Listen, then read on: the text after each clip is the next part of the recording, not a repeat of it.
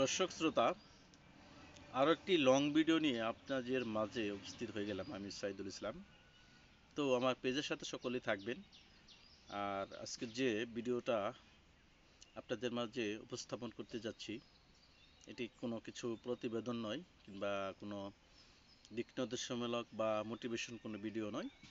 Just একটি নাতে রসুল আল্লাহ তাআলার রসুল পাক সাল্লাল্লাহু আলাইহি সাল্লামের শানে একটি গজল পেশ করবেন আমার এই ছোট ভাই। সে মাদ্রাসায় পড়াশোনা করে। সে আজকে আপনাদের মাঝে একটি নাতে রসুল গজল পেশ করবেন। আপনারা অবশ্যই মনোযোগ সহকারে দেখবেন, ধৈর্য ধরে দেখবেন, বড় বড় চোখ করবেন, চেয়ে দেখবেন আর কান দিয়ে শুনবেন, দিলের কানে শুনবেন। ইনশাআল্লাহ দুনিয়া এবং আখিরাতে কাজে আসবে আশা করি প্রত্যেককে।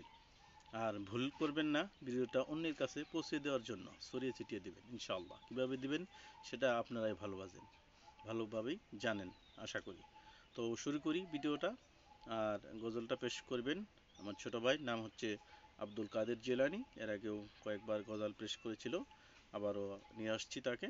সুদূর বরিশাল সে পড়াশোনা করে। অবশ্যই তার জন্য দোয়া করবেন।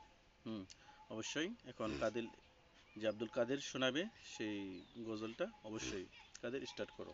আসসালামু আলাইকুম ওয়া রাহমাতুল্লাহি ওয়া বারাকাতুহু।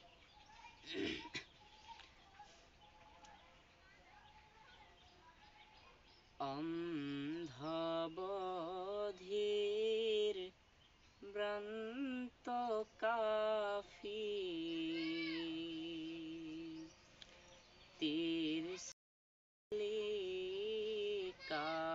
কারোগায় রক্তে রাঙা নবীর জেসে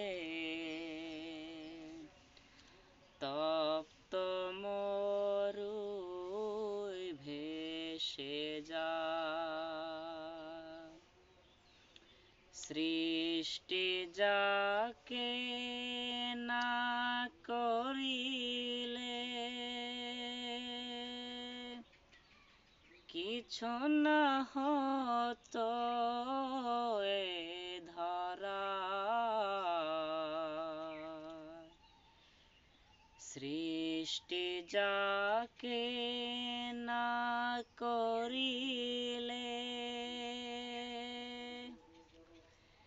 কিছু না হতো এ ধরায়।